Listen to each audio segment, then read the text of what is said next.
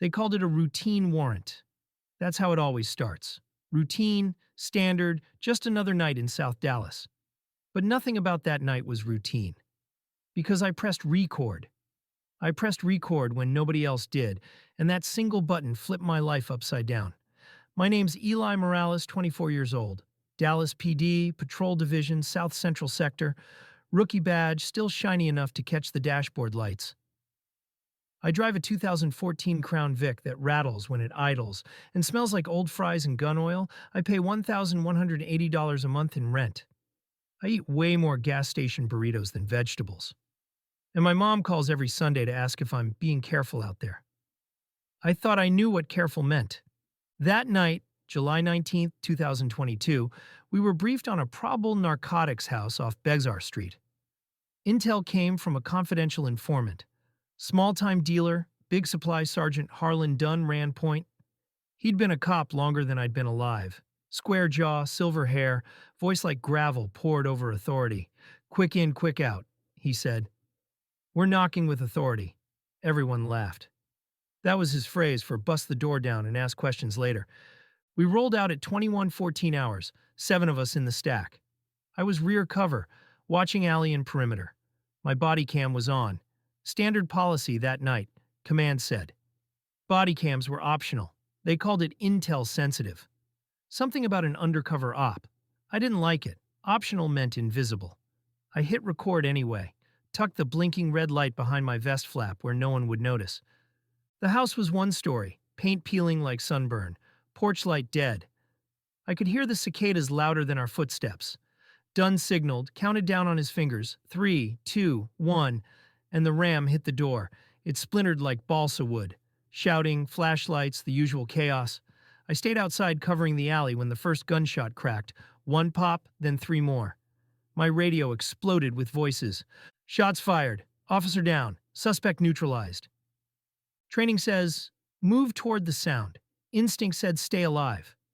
I ran in anyway, camera still rolling. Inside was smoke, drywall dust, and the smell of cordite.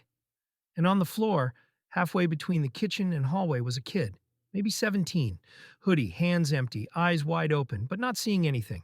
Dunn stood over him, gun still raised. Another officer kicked a small baggie across the floor, white powder scattering. "Bag him for evidence," Dunn said. I whispered, "Sir, he's not breathing." "He reached for a gun," Dunn barked. But there was no gun. I saw what my camera saw, empty hands. We cleared the rest of the house. No stash, no weapons, just an Xbox still glowing on pause. Dunn radioed it in as justified force. I felt something in my chest twist. That wasn't a justification. That was murder. Back at the station, IA hadn't even opened a file yet. The kid's name was Aaron Colt, high school senior, varsity football, no record. Local news called it a tragic confrontation during a narcotics raid. They never said whose narcotics. 2 days later, Sergeant Dunn called me into his office. Door closed, blinds drawn. He poured 2 coffees, the kind gesture that tells you bad news is coming. "Eli, you've got promise," he said. "You're sharp, but you left your body cam running when it wasn't required. That's a problem." "With respect, Sarge, policy—" He cut me off. "Policy says command discretion. This was confidential intel. That footage compromises an ongoing case." "There was no case," I said before I could stop myself. Dunn's eyes hardened. "Listen, kid. I've been through more investigations than you've had birthdays. You want to last? You forget what you think you saw. IA will close it. The family will get a settlement. We move on." He slid a departmental memo across the desk. Acknowledgement of operational miscommunication. Signing it meant admitting the camera malfunctioned. I didn't sign. Next morning, my patrol schedule disappeared from the roster. My login access flagged administrative hold. By Friday, my precinct locker was emptied for inspection. That weekend, someone slashed my tires in the station lot. No cameras caught it. Mom called that night. "Mijo, you sound tired." I told her it was just shift work. I didn't talk about the nightmares. They haunt me. Gunfire echoes in my mind, and a kid's wide-open eyes blink endlessly. Monday morning, Internal Affairs finally called me in. 2 detectives, brass badges, poker faces. They played the footage from my cam on a laptop, pausing every few seconds. Detective Rhodes leaned back. "You understand this can't leave this room." "Why not?" I asked. "It shows exactly what happened."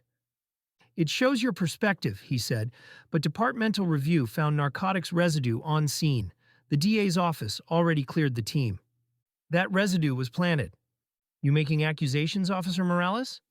"I'm making statements of fact." Rhodes shut the laptop. "You're on administrative leave, effective immediately. Hand over your badge and weapon." That sound, metal on wood, still rings in my head. 2 days later, I checked the internal evidence portal. My video file was gone. Deleted. Chain of custody log said corrupted data. But I'd copied it to my personal cloud that same night, redundant backup. Habit from Academy Tech training. Only problem, using personal storage of police footage was a violation of policy. I'd saved the truth, and broken a rule doing it. I spent the next week replaying the clip, frame by frame, the muzzle flash, the unarmed kid, Dunn's command to bag it. It wasn't just about a shooting, it was about a system that rehearsed cover-ups like drills. Then the phone calls started. Blocked numbers. Silence on the other end. Once a voice whispered, "Delete it, rookie." I stopped sleeping, I stopped leaving my apartment. Every car that idled outside felt like surveillance. Then one night around midnight, a text popped up from an unknown number. "You don't know who you're dealing with. Check your rear view." I called my friend from the academy, Lena Price. She'd transferred into internal affairs. Sharp, fearless, allergic to corruption. She met me at a diner off I-35. "You're playing with fire, Eli," she said, stirring her coffee. "Dunn's protected. He trains the SWAT boys. The brass owes him favors. Someone has to do something. Then make sure you have redundancy. Off-site, offline, off-record. If the footage disappears, so do you." I handed her a USB drive. "This is copy number 2. She hesitated, then slid it into her purse. "I'll log it under an anonymous submission." Next morning, she texted one word, "Done." That afternoon, IA headquarters caught fire. Electrical fault, they said. File room destroyed. I knew better. By Friday, my suspension became termination pending review. My email access was revoked. I drove to HQ anyway, to retrieve personal items. The guard at the gate looked through me like I was invisible. "Name? Officer Eli Morales." He checked a list. "You're not cleared for entry. I worked here 3 days ago." "Then you know the rules. Step aside." That was the first time it hit me. I wasn't a cop anymore. I was a liability. But I still had the footage. And a promise I made to myself staring at Aaron Colt's photo online. They don't get to erase him. I started sending discreet emails to journalists, civil rights attorneys, anyone who might listen. Most never replied. One did. Her name was Jessica Tran, investigative reporter for the Dallas Ledger. She called me from a blocked number. "If this footage is real," she said, "it's the story of the year, but you're talking about accusing a decorated sergeant of homicide. You sure you're ready for that?" "I already lost everything," I said. "What's left to lose?" We met in the parking lot of a closed grocery store at midnight. I brought my laptop, played the footage inside her car. When it ended, she just whispered, "Jesus Christ." She asked for a copy. I hesitated. Trust is a currency you spend once. But she promised to blur my name and source it to a department insider. 2 days later, her story went live. Exclusive, deleted body cam footage contradicts Dallas PD raid report. The headline blew up. Local TV ran it on loop. Hashtag Justice for Aaron trended overnight. And by morning, a warrant was out. Not for Dunn, but for me. I was charged with sharing protected law enforcement material without permission. I also faced charges for obstructing an ongoing investigation. In simple terms, that means leaking evidence. I was halfway through microwaving leftover pizza when my phone lit up. Notifications poured in, news alerts, Twitter threads. Then, there was a knock at the door that sounded like a battering ram. 2 marshals stood outside, badges flashing in porch light. "Eli Morales, we have a warrant." I barely had time to grab a jacket before cold steel kissed my wrists. The neighbor across the hall peeked out holding her dog. I caught her eyes and felt shame heavier than handcuffs. They drove me downtown. They booked me at the same station where I'd spent roll calls, birthdays, and Christmas shifts. Every officer I passed looked away. Some smirked. The holding cell smelled like bleach and despair. My phone buzzed one last time before evidence intake, Mom calling. They didn't let me answer. Hours later, Jessica posted bail through a nonprofit that protects whistleblowers. She was waiting outside when I walked out, camera lights bouncing off wet pavement. "They made you the villain," she said. "Guess I'm in good company." Her editors warned her to drop the story. Advertisers were threatening to pull funding. Instead, she doubled down. She filed an open records request for every email between Dunn and Command 2 days later. The department's public information portal mysteriously crashed. "Server overload," they claimed. Classic. I went home to find my apartment door half open. Nothing stolen, just ransacked. Drawers dumped, couch cushions sliced. The message was clear. "We can reach you anytime I filed a police report out of habit." The officer taking notes, uniform crisp and new, didn't even pretend to type. "We'll look into it," he said, eyes flat. I knew he wouldn't.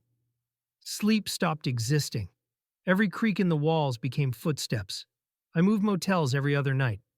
Jessica set up encrypted messaging. She also taught me how to route emails through foreign servers. It felt silly, rookie cop turned fugitive tech guy, but paranoia keeps you alive.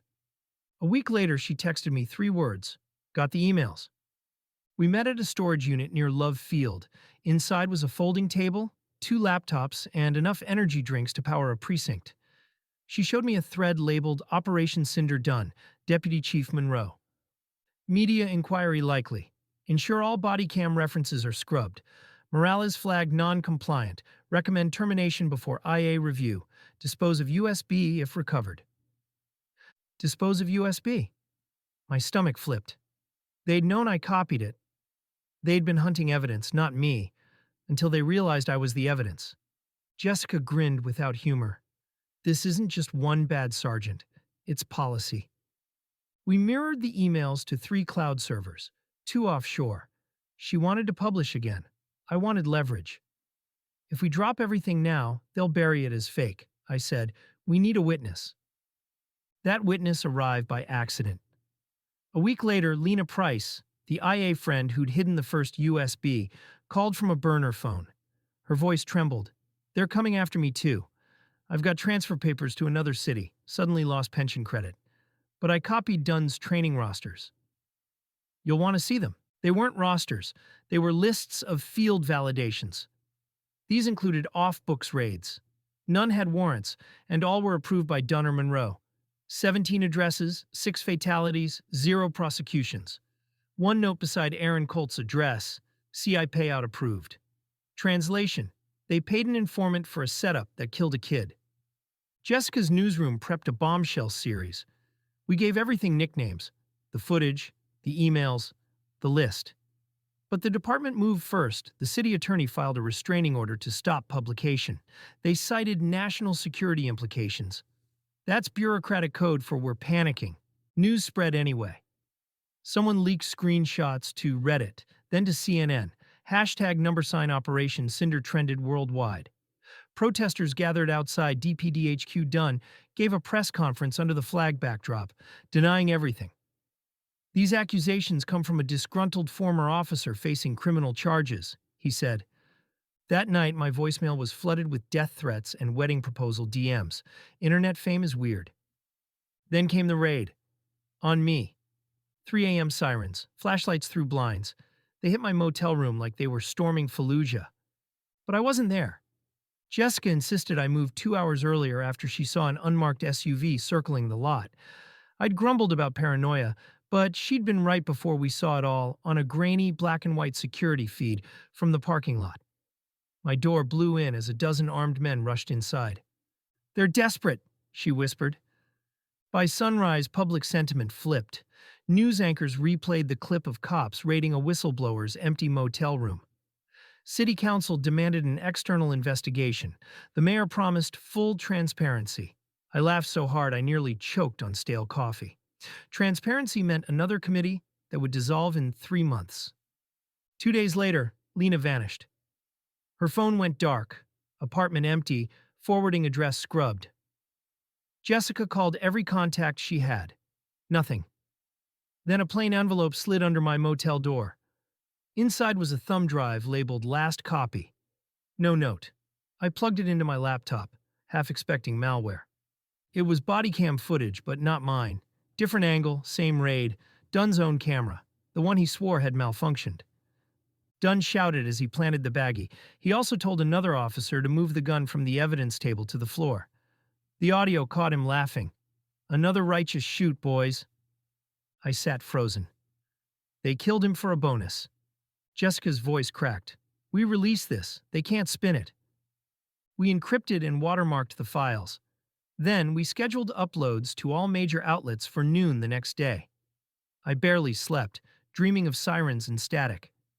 At 10:32 a.m., my phone buzzed. Unknown number. Meet at Trinity River Bridge. Noon. We both want Dunn gone. Jessica frowned. It's a trap. Maybe, but if it's real, it's the smoking gun behind the smoking gun. Trinity River shimmered like hot metal under July sun. A man leaned against a black Charger, mid-40s, buzz cut, no badge visible. He tossed me a flash drive. You didn't get this from me, but IA kept duplicates off-site. Dunn's going down, watch your six. He drove off before I could ask his name. The drive had payroll ledgers. It showed kickbacks labeled as training stipends. These funds went through a fake nonprofit. $400,000 over 3 years. Every raid meant overtime bonuses and seized cash splits. Aaron Colt wasn't a suspect. He was inventory. I called Jessica. It's bigger than Dunn. It's a ring. Her voice came through static. Then we hit publish. All of it. At noon, every outlet buzzed with news. Operation Cinder, how Dallas officers made money from deadly raids. 40 minutes later, state investigators stormed DPDHQ Dunn, tried to leave, and got tackled on live TV. Viewers ate it up like reality show justice. But celebration was short. Within hours, my email was hacked. Private messages leaked. My mom's address, social security number, texts with Jessica. Trolls called her a liar, me a fraud, deep fake footage, they said. The smear campaign roared like thunder. By nightfall, the motel power cut out. Glass shattered. I grabbed the Glock I'd kept from academy days, technically illegal now, and crouched beside the bed. 2 shadows slid past the window. Police, drop it! I knew that voice. Officer Keegan, one of Dunn's loyalists. They didn't have a warrant. I bolted out the back, sprinting into darkness. Sirens screamed behind me. I dove into a drainage ditch, phone buzzing like a hornet. Jessica, where are you? Running. Feds are coming. Stay put. I lay there soaked, listening to boots splash above me until the noise faded. When I climbed out, dawn was bleeding into the sky. When I got to Jessica's office, the FBI had taken everything. Servers, drives, and her keyboard, too. She looked wrecked, but alive. They're calling it a joint task force now, she said. That means Dunn's in real trouble. My name still trended online. Half hero, half criminal. That afternoon, a man in a gray suit approached me outside the courthouse. Agent Reed Tanner, Justice Integrity Division. We can protect you, but we need full cooperation. You're not Dallas PD? No, think of us as IA for the country. I handed him the drives. Just promise me one thing. Tell Aaron Colt's family the truth. He nodded. That's the plan. 2 weeks later, Dunn faced 8 federal charges. These included civil rights violations, falsifying reports, obstruction, and racketeering. Deputy Chief Monroe resigned for health reasons. Several officers quietly retired. Lena resurfaced under witness protection. She'd survived. I wish that was the end. But corruption doesn't die. It sheds skin. A month later, I was subpoenaed before a grand jury. Defense lawyers painted me as a disgruntled cop seeking fame. They asked about backups, leaks, my relationship with Jessica. She sat behind glass, watching me swear to tell the truth. When it was over, the DA shook my hand. You did good, son. Outside, microphones flashed like gunfire. Do you still consider yourself a police officer? Someone asked. I thought about Dunn's grin, Aaron's eyes, my badge locked in an evidence bag. No, I said, but I still believe in what a cop's supposed to be. That clip went viral. For a week, strangers bought my coffee, sent letters, called me hero. Heroes don't wake up with panic attacks. Heroes don't check under their cars for trackers. But I smiled anyway. 3 months later, the DOJ shared its findings. They revealed systemic misconduct, 12 illegal raids, and millions in civil suits. They called it one of the worst breaches of public trust in modern Texas law enforcement. Dunn pled guilty to reduced charges, 20 years, likely to serve 8. Jessica won awards she never mentioned. I moved into a duplex in Oak Cliff, under a different name. Sometimes patrol cars still make my stomach twist. Then last week an envelope arrived.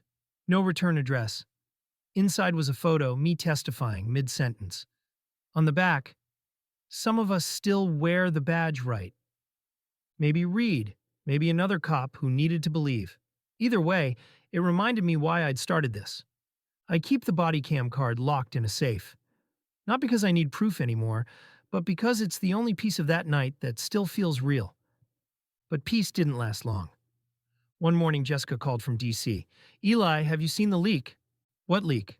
New footage, same MO dash different city. She shared a link, a video from Houston PD. The tactics are nearly the same, and it shows another unarmed suspect. The captions read, Operation Cinder, Phase 2. My hands shook. They copied it. No, she said, they continued it. That's when I realized Cinder wasn't a Dallas program. It was a blueprint passed around the country. Agent Reed confirmed my fear. We found memos shared between departments. Dunn wasn't the architect. He was a franchisee. Then who's at the top? He looked tired. We're still climbing the ladder. That night I couldn't sleep. The glow of my laptop screen painted the room cold blue. I watched the Houston clip over and over. The uniforms changed, but the language and planted evidence stayed the same. I heard Dunn's ghost laughing between frames. Jessica wanted to relaunch coverage under a new name. Borderline Badges, she said. Stories about good cops fighting bad systems. I laughed. That's a mouthful. It's honest. We created the site quietly. It features anonymous submissions, encrypted uploads, and volunteer moderators. These moderators include retired officers, civil rights lawyers, and journalists. Within a month, we had 30 stories. Within 400. Some were small, petty favoritism, lost evidence. Others were monsters, staged raids, fabricated warrants, forced confessions. One submission from Florida read, I saw what happened in Dallas, I know I'm next. I realized this wasn't redemption. It was contagion. But visibility brings enemies.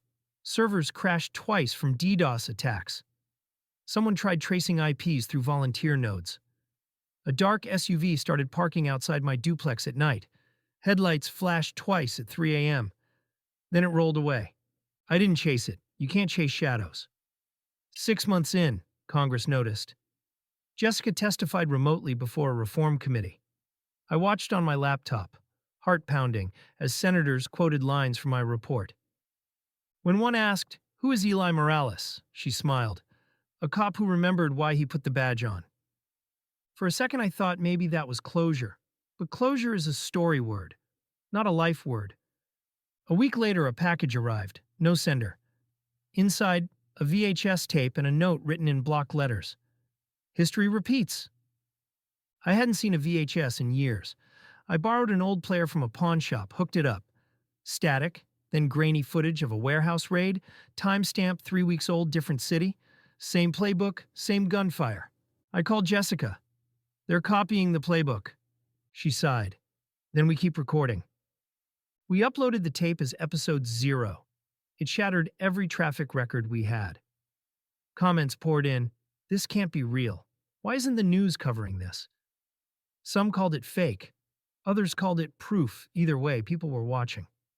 That night, as I added captions, my phone buzzed. Unknown number. A deep voice said, "You think you ended it, but you just franchised it. Keep digging, Morales, and you'll find out why they call it Cinder." Click. I stared at the screen, cursor blinking like a pulse. Then I opened a new file titled Cinder Redux. Because fear loses power when you give it homework. I never meant to be an archivist of others' nightmares, but that's what borderline badges made me. Every night, shaky phone videos, dash cam clips, scanned memos, and unsigned affidavits piled up in the inbox. These were fragmented proofs that something old and ugly kept learning new tricks. I kept a notepad by the keyboard labeled unverified/verify/verified. I moved items slowly, like a bomb tech. That's what it felt like. Diffusing charges someone else had planted in people's lives. 3 weeks after episode 0, that old emotional VHS, the deep voice called again. No caller ID, just the hum of a road in the background, and the rustle of a jacket over a mic. You're not asking the right question, Morales. Try me. Not who runs Cinder. Ask who pays for it. Follow the training money. Follow the forfeiture accounting. Then ask why the reports are always filed on Thursdays. Click. I stared at the wall like it might answer. Why Thursdays? I opened a spreadsheet to log our timestamps. This included raid reports, training stipends, and property room check-ins. My eyes began to find a rhythm in the noise. Thursdays. Always the same hour window, too. Between 3:30 and 4:15 p.m., a dead space when the city's auditors were at lunch or in traffic or closing laptops. I sent the pattern to Agent Reed. I included a note. If they file the reports in the same window, someone inside is syncing clocks. He responded 2 hours later with a meeting request. Neutral as always. We sat in a federal conference room that smelled like printer toner and fear of subpoenas. He brought a woman I hadn't met yet. Special Agent Mina Clark's replacement, a forensic accountant named Audrey. She wore a gray blazer and the permanent squint of someone who'd stared at too many numbers, behaving badly. Here's your Thursday, Audrey said, sliding a stack of color printouts across the table. Not just Dallas, 5 cities, same filing window, and the same third-party vendor certifying training compliance for seized fund eligibility. A vendor. Of course there was a vendor. Sitwell Services, she continued, registered in Nevada, no physical office, a PDF logo and a mailbox. I thought of Dunn's grin, his righteous shoot, boys. The way the baggie had skittered across cheap tile, a fake training vendor, meant the money moved like water through a garden hose. Nobody noticed because everybody was getting wet. What about Mina's intercepts? I asked. Keegan and Source Delta. Audrey tapped her pen. We're still unwinding that. Delta's careful. He doesn't leave fingerprints. Just policy. Policy? I asked. She met my eyes. He writes the memos people hide behind. The room felt colder. I thought about a phrase I'd heard in the academy. Paper makes it real. Put it on a memo and it becomes the map for everyone's fear. Jessica called that night from the newsroom. You look like you've been hit by a bus, she said, reading my face through the laptop camera. I think I found the wallet that pays for Cinder. She leaned forward. Tell me. I laid it out. Sitwell Services, the Thursday pattern, and how seized cash reports matched training compliance. She took notes like a surgeon makes cuts, fast and sure, already knowing how to mend. Okay, she said. We build this as a proof of life. Documents, interviews, the email that calls the dance. We need a voice, I said. Somebody on the inside, not just numbers. She nodded. Then we find one. We didn't have to. He found us. The next morning, a man in a navy hoodie sat at my usual booth. It was the one facing the mirror, so I could see the door. He didn't say hello, he didn't order coffee. He slid a plastic sleeve across the table like we were trading baseball cards. Inside were 3 documents on letterhead that tightened my stomach. Sitwell Services, Training Acknowledgement, Compliance Attestation, Performance Incentive Outline. Who are you? I asked. Nobody, he said. But once upon a time, I was a somebody who signed these. Then I realized I was signing away pieces of my soul. His hands trembled as he spoke. He told me he worked procurement in a mid-sized department, 2 counties south. He felt pressured to send training funds through Sitwell. He thought grants would be easier. Then he noticed the same wording in after-action memos. These phrases turned blood into paperwork. He went to his chief. His chief told him to grow up. He went to the city attorney. The city attorney asked him if he liked his pension. So he came to me. Why Thursdays, I asked. Because internal auditors download the weekly report Friday mornings. Sitwell batch posts. Thursday afternoons, to stay just inside the window, looks cleaner. I photocopied the documents in the diner's back office. The machine coughed like a smoker. Each page that slid out felt like a brick in a wall I could finally see. We built the story like an engine, gasket by gasket, checking fit at every step. Jessica interviewed my diner ghost in silhouette, with a voice modulator Audrey at the DOJ matched invoice numbers to seizure funds. I crosswalked timestamps with radio traffic and body cam deactivations across 3 cities. The pattern hardened into something you could hit with a hammer. We set a date, next Thursday, a minute after Sitwell's weekly batch would hit. The night before publication, I couldn't sit still. I drove the Crown Vic down empty streets and listened to the city breathe. Dallas is loud even when it's sleeping. AC units rattling, trains in the distance, a dog barking at a shadow. I stopped under a dead streetlight and saw a moth tapping the bulb. It seemed to want to be pure light. That's the thing about light. It burns. I went home, pressed play on the body cam clip for the 1000th time, and let the truth change me again. Morning came like a verdict. At 3:48 p.m., Sitwell posted a new batch. It had 18 invoices for scenario-based tactical refreshers and 6 for ethics and crisis response. Then at 3:49, Jessica's story went live. The Thursday Files, how a shadow vendor turned seized cash into illegal raids. We embedded animations side by side. Invoice timestamps slide into raid reports like puzzle pieces. We'd included the diner ghost's silhouette saying, "I signed these because I thought it was normal." They told me it was normal. By 4:07 p.m., Sitwell's website went down. By 4:12, a law firm in Nevada issued a statement claiming Jessica's story was reckless and defamatory. By 5, an assistant U.S. attorney issued subpoenas anyway. Comments exploded. Cops used burner accounts to admit they attended trainings. But these were just PowerPoints with last year's attendance copied. People donated to the Colt family's scholarship fund. Trolls said we were making it up. Somewhere in the noise, I found a quiet DM, a link to a private folder, a one-line note that said, "Delta Rights Policy. Policy writes checks." The folder had 4 memos. They featured federal headers and were heavily redacted. Every memo had a new name. Assistant Director Conrad Hale from the Office of Coordinated Enforcement. The dates ran back 5 years. The memos used complex legal language. They suggested quick action plans for risky areas. They also talked about faster payments for allowed training offsets.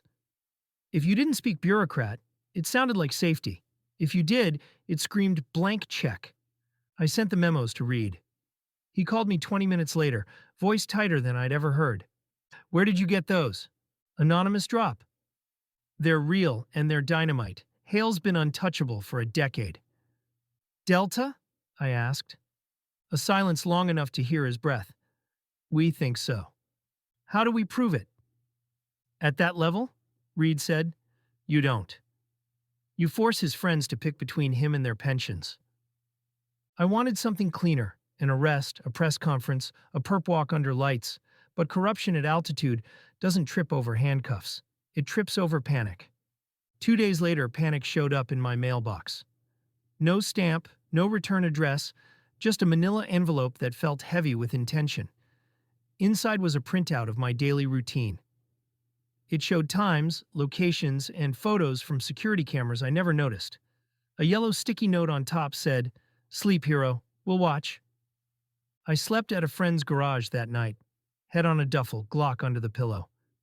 I woke to the metallic smell of oil and a text from Jessica. "You up?"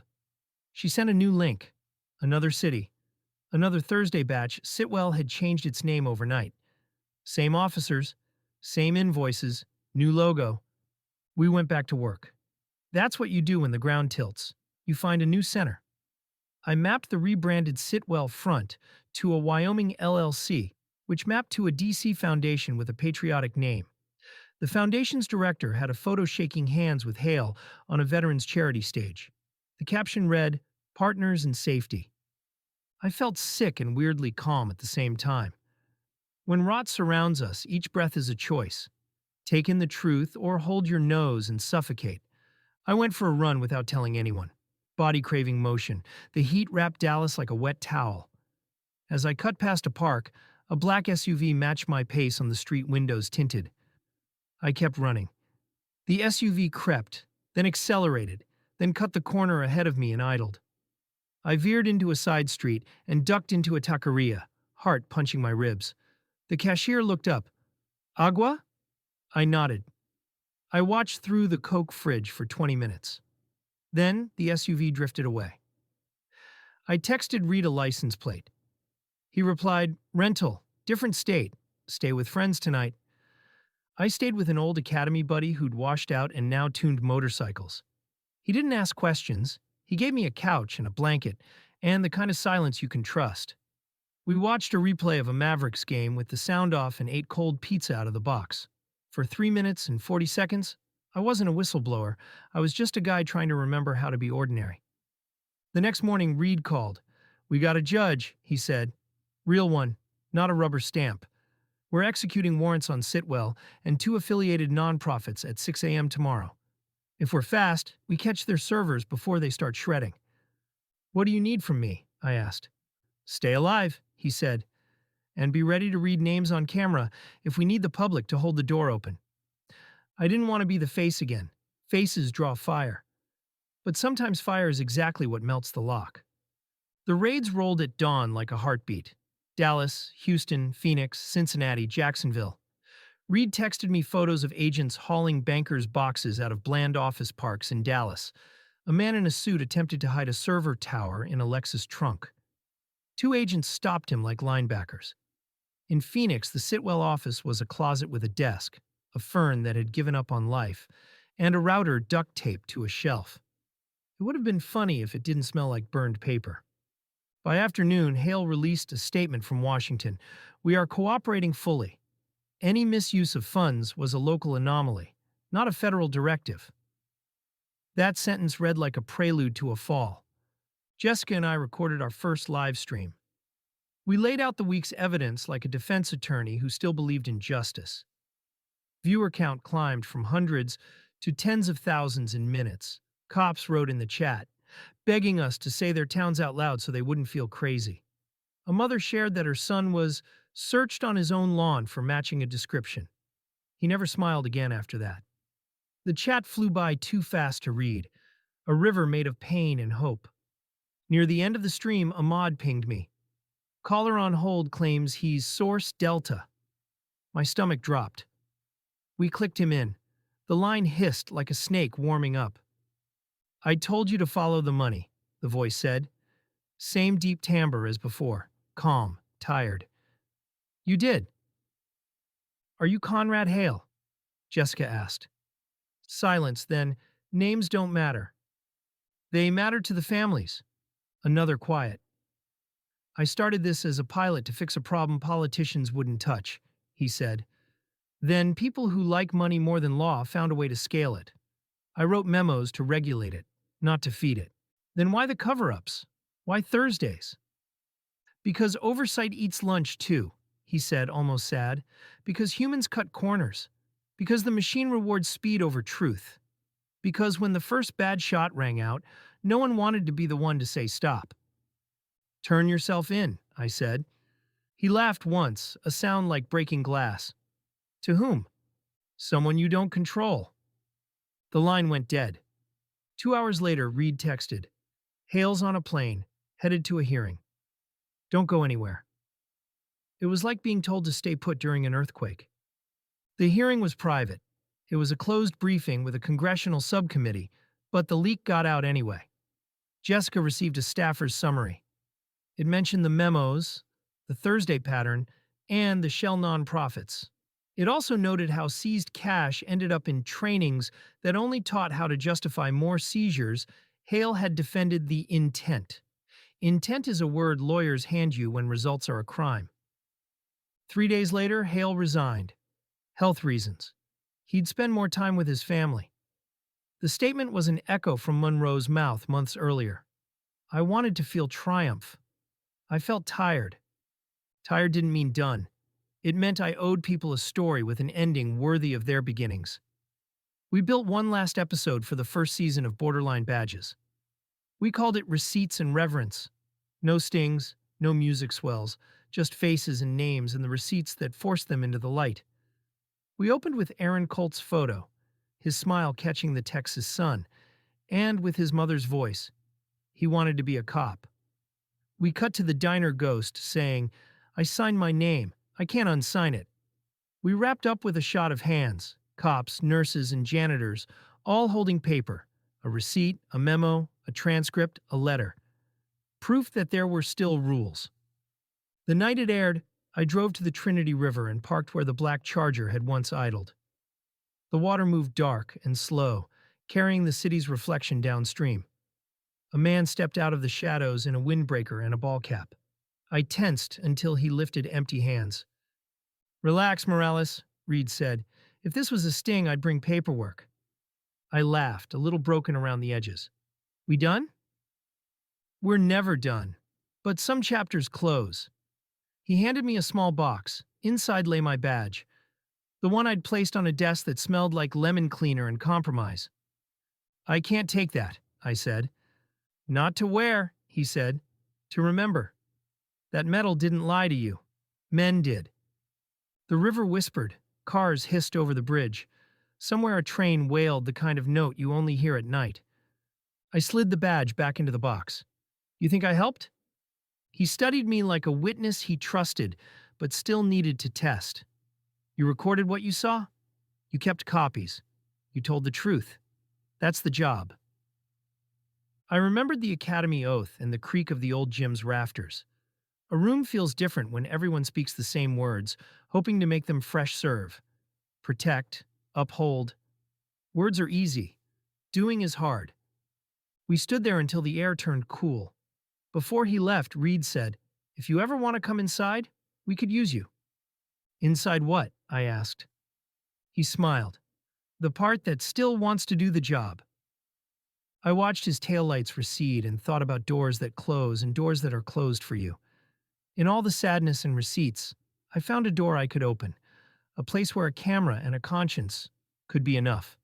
The next morning, I drove south to Oak Cliff with the windows down and the radio off.